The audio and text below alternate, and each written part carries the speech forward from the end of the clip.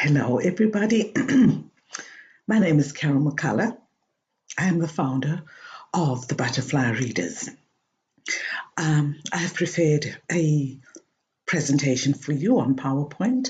I actually did this presentation. I did a video of this presentation a couple of weeks ago, but I received very useful feedback, and I thank those people for the feedback. I really do.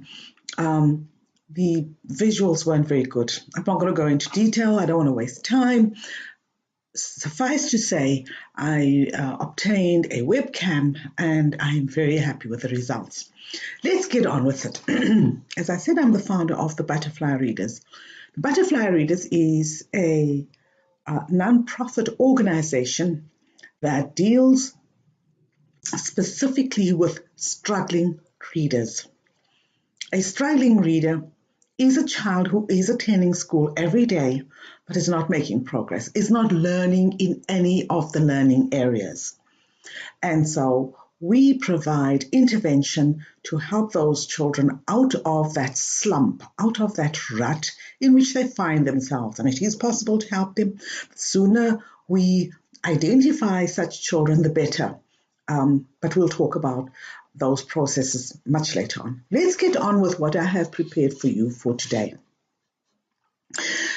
The first thing we're going to talk about is teaching reading really is rocket science. And the first slide says, inarguably, the development of proficient reading ability is the single most important skill a child can learn by the end of third grade. So we cannot argue with that. But let's look at what a proficient reader is. What is a proficient reading ability? What is proficient reading? First of all, let's look at just what is reading. Reading is commonly defined as the ability to read and interpret meaning from varied texts. Simple and straightforward. Let's look then closer and look at what is proficient reading. Proficient reading is not that easy to define. It has layers and layers and layers and layers of meaning. The first one is that reading is the process of constructing meaning from written text. So our key things to look for here is that it is a process. The first thing is that reading is a process. I'm going to highlight these in red for you. It is a process of constructing meaning. Where do you construct the meaning from? From written text. That tells us this is reading. Then it goes on to say it is a complex skill. Why is it a complex skill? Because it requires the coordination of a number of interrelated sources of information. That's the first thing. Process of constructing meaning from written text. It is a complex skill requiring coordination of a number of interrelated sources of information. The second bullet point says, reading is the process of constructing meaning through the dynamic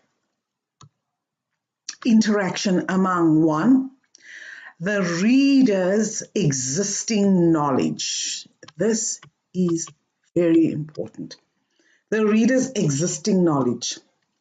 It is important for a child to engage in the reading process with an arsenal of previously acquired knowledge, existing knowledge, prior knowledge.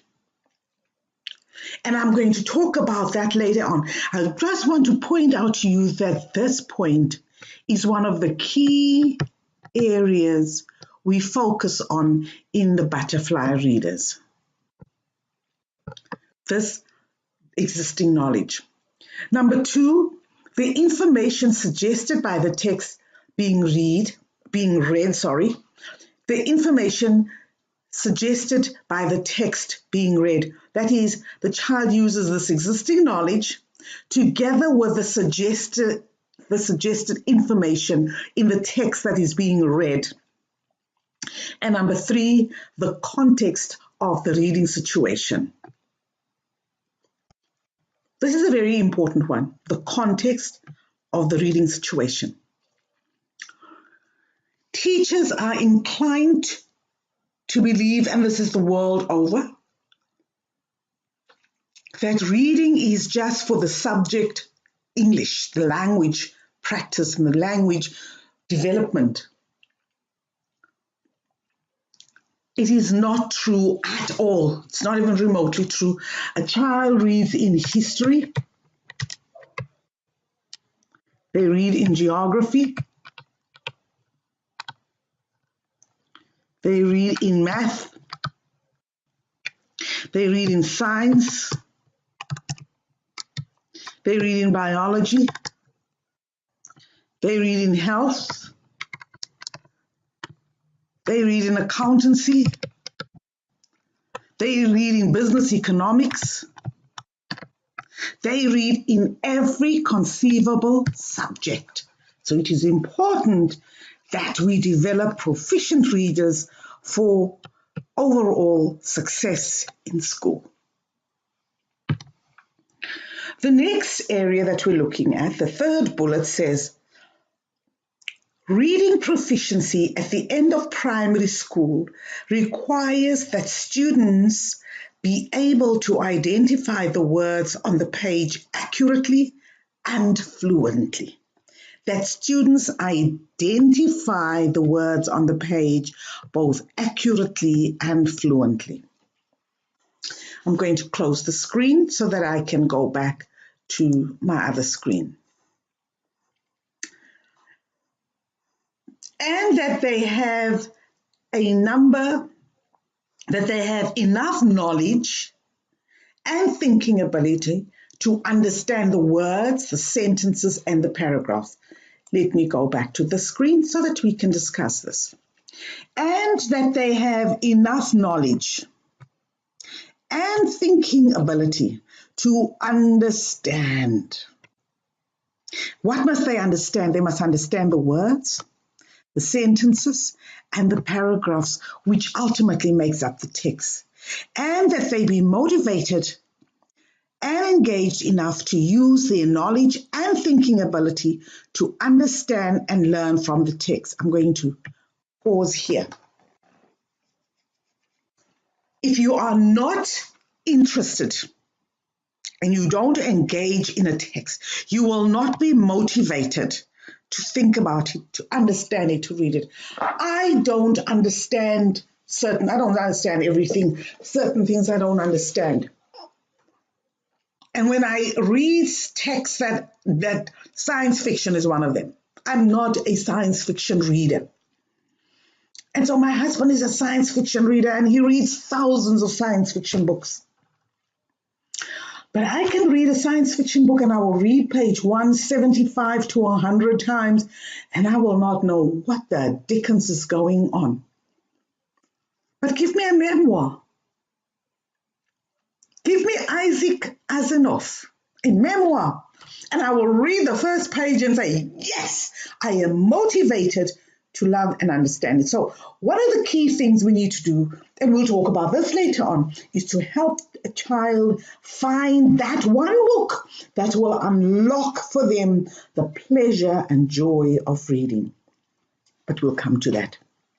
We want to emphasize here that motivation to understand and learn from text is a critical component of reading comprehension. It's a critical component of reading comprehension.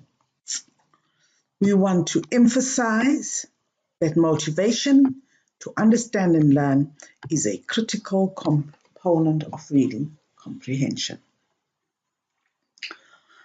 Let's go back to the screen so that we can move on. I just want to finish this one, and it says, reading proficiency requires 3 sets of interrelated skills that develop over time. And those 3 skills are language. Sorry, I must be in another screen. And those 3 skills are language and communication, mechanics of reading, and content knowledge. There, content knowledge comes up again. That is what proficient reading is. Our next slide says, reading is an incredibly complex and natural process. Unlike learning to speak, our brains are not wired to learn how to read through mere exposure to print. I'm going to stop here for a moment because I want to say this. You cannot surround a child with books. You cannot pump books into the township, into the school, into the church, into the home, and expect that the child will learn to read by osmosis. Reading has to be taught directly, explicitly, and systematically. Yes, it is important to expose the child to books for an appreciation, for an understanding, for a love. Just the smell of a book is enough to drive me crazy. And so if a child is surrounded by books and has been taught to read, you have a game plan for success right there. But what do? We need to use an evidence-based approach. Let us look what is an evidence-based approach. It is not curriculum or a set of materials. Evidence-based practices are research-based data as well as results identified through a consensus amongst expert practitioners. And these practitioners monitor outcomes. While reading is the most basic of skills, teaching reading is a complex process that is often misunderstood. Let me explain just that. There is no school. There can be no school without reading.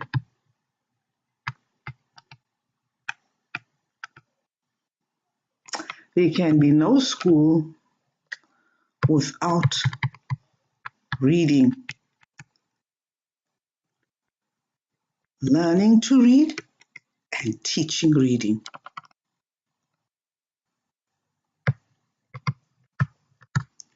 From the first grade, or kindergarten really, from KG to the 3rd grade, we learn to read. From the 4th grade and forever, we read to learn.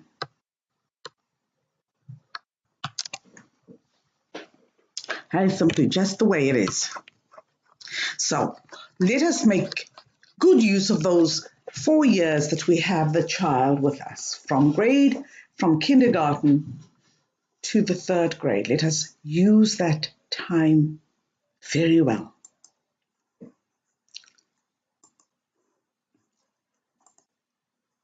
There are things that can go wrong when children don't learn to read. And the first thing is we have ramifications of illiteracy for society.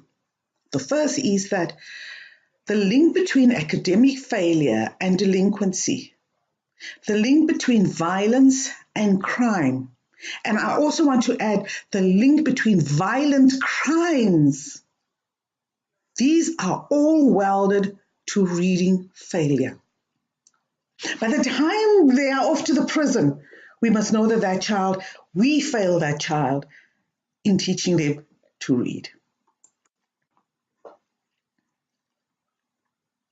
Part 2 of this Reading Truth says we are not very good at teaching reading because 85% of our nation's children fourth graders do not read proficiently, and we saw what proficient reading is. These children do not have an adequate understanding of what they are reading. Close to 75% of those children do not have basic reading skills. They cannot decode the printed word from the page. If a child with a reading difficulty is not identified and proper forms of intervention provided by the start of third grade, there is only a 25% chance that that student will ever read at grade level in his public school career. Let me just briefly take you through what is this grade level thing. So let us assume we have a student A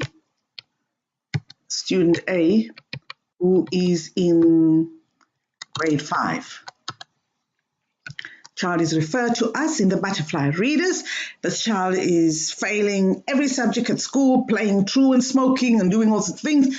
Help. First thing we do is conduct an assessment. There are other things we do, like talking to the parents and so forth, but this is the first thing we do in terms of reading. We start this child at 5th grade. That is our point of departure. 5th grade reading text.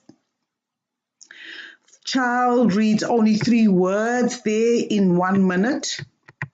We go to the 4th grade reading text. Child reads 2 words in 1 minute. We go to 3rd grade reading text. The child reads 2 words in 1 minute. We go to 2nd grade reading text. The child reads 2 words in 1 minute.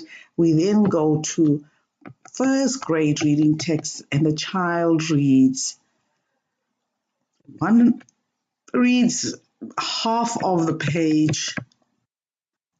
Let's say half of that page is 40 words in 1 minute. The child is most likely reading at grade 1 level, and it's mostly consonant, vowel, consonant words like bug and hug and cat and pat. And these are all consonant, vowel, consonant words. Consonant, vowel, consonant words. Consonant, vowel, consonant words, and we call them CVC words. That's all this child can read. And so we then say, this child is not reading at grade level. This child's instructional level is grade 1. And we will come back and talk about that.